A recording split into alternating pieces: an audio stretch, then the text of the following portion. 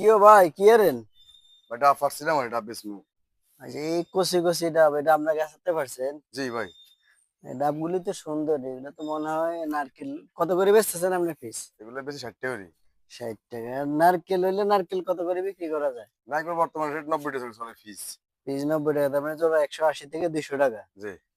তাহলে তো ভাই আপনি ভুল করতেছেন, এই ডাবগুলি যদি গাছের মধ্যে নারকেল হইতো হ্যাঁ।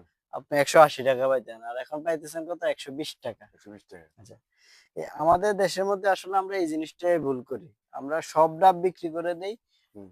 শুরু থেকে একসময় আমাদের দেশকে নারকেল সুপারির দেশ বলা হতো, আমাদের অঞ্চলকে। এখন আমরা এই ডাব কচি থাকতে বিক্রি করে দেই 50 টাকা 60 টাকা করে।